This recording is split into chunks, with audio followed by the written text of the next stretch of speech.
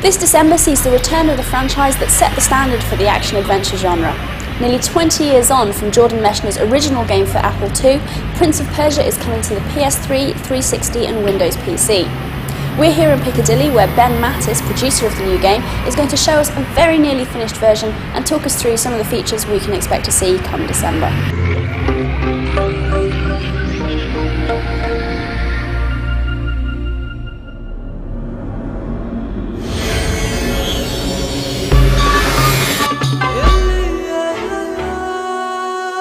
Well, obviously Prince of Persia, acrobatic is a very important component of the gameplay.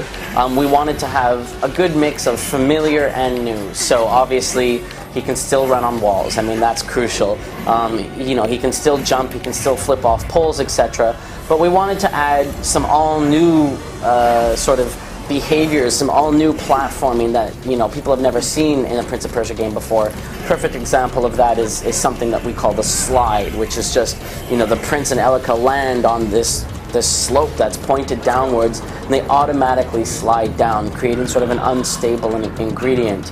We've got a bunch of new moves like that. A lot of them do depend on this sort of gauntleted hand now, which allows him to, amongst other things, sort of slam his hand into the wall, thereby controlling his descent. So if you are doing an acrobatic move and you miss your target, maybe you're supposed to grab onto a pole or a ring or something and you miss it, the prince will slam his hand into the wall and it'll give you that sort of controlled descent move, which we call the grip fall.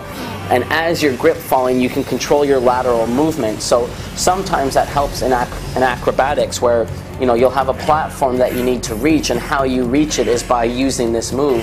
And then in other instances, it's literally just a second chance mechanism. You've missed your primary objective, but because of the addition of this grip fall, you're able to slide your way down the wall, keeping your eye open for another platform, another place where you might be able to rest and land, and thereby prevent yourself from dying. This time around, we really wanted to focus on the idea of a duel, of a sort of tag team between the prince and Elika fighting against one enemy. Oh, so not the point. Yeah, exactly. Yeah, I mean, the weakness of that, we really felt, is that you fight through these hordes of low-level generic enemies and you never feel a sense of accomplishment for defeating them. It's, you feel omnipotent, but you're slashing through hordes of grunts and none of them sort of mean anything. What we wanted was combat that where you really felt a sense of accomplishment with every encounter. By bringing the fight system to this sort of duel, this 2-on-1, it allows us to get the camera really close, so you have very dramatic combat. You've got lots of really cool camera shots with the camera getting in really close, so you can actually see the expression on the prince's face and that sort of stuff. It also allows us to make sure that the collaboration between the prince and Elika in combat is super cool, because they're fighting against one enemy, so there's no micromanagement. It's not like, okay, Elika, you target that guy and I'm going to target this guy, and then afterwards we'll together target this guy. It's just every attack that you do is focused on a single enemy.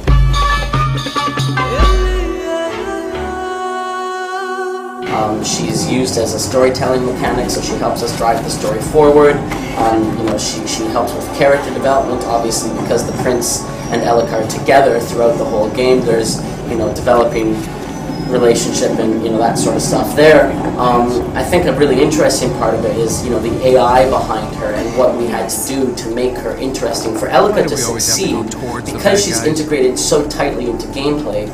When you're doing acrobatics, you're doing it with her. When you're fighting with her. When you're solving puzzles, you're solving puzzles with her. And it's not just sort of the two characters working side by side, you actually have moves integrated. Yeah, exactly. I mean, this move that I'm doing right here is the cooperative jump, and that's a button press. I'm deciding I want Elika's help there. When I was fighting with her and you saw me doing these sort of spectacular cooperative moves, that was me pressing the Y button, the Elika button, saying, all right, Elika, jump in, it's time for you to be involved.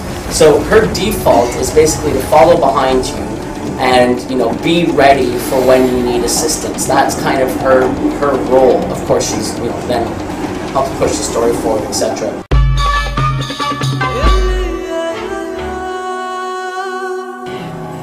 It basically doesn't. Right, okay. And do you think that's going to be a sticking point for some fans? I don't think so. I don't think so. I mean, you know, there was connectivity in the Sands of Time trilogy. You know, you had Sands of Time, you had War Within, you had the Two Thrones, and they were all a linear progression of one single story.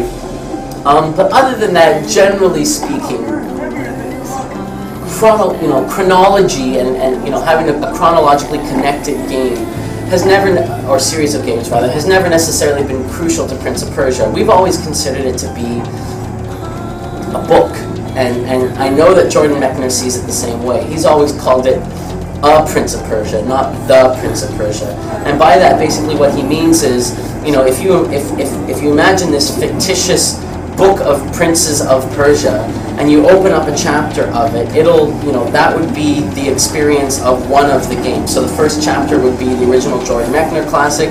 The second chapter might be, you know, the second one, Shadow in the Flame. The third one might be, you know, the relatively forgettable Prince of Persia 3D. The next chapter would be a really thick chapter, and that would be the Sands of Time trilogy. There might be an appendix to that chapter, which was the Sands of Time movie that Disney's making, and then you turn the pages again, and you get to, you know, this chapter, which is the new Prince of Persia. And very much like the sort of 1001 Arabian Nights, you know, there's not necessarily this chronological or genealogical connection between all of these stories, but it is in absorbing all of them that you get the full appreciation for the canon, for the Bible that is the 1001 Arabian Nights, and that's sort of how we look at this game within the universe of Prince of Persia. It's another chapter in this global book that one day will tell of all the princes of this fantasy Persian world. Wow, that sounds fantastic. Well, thank you very much for speaking to us. Thank you. It's a pleasure. So there you go. This is looking like a really exciting game, and it looks like an awful lot of thought has gone into considering this as a whole experience and in trying to get that balance right between structure and freedom to make sure you get that perfect flow. The game comes out on December the 5th, and I'm really looking forward to playing it myself. Thanks for watching. Bye-bye.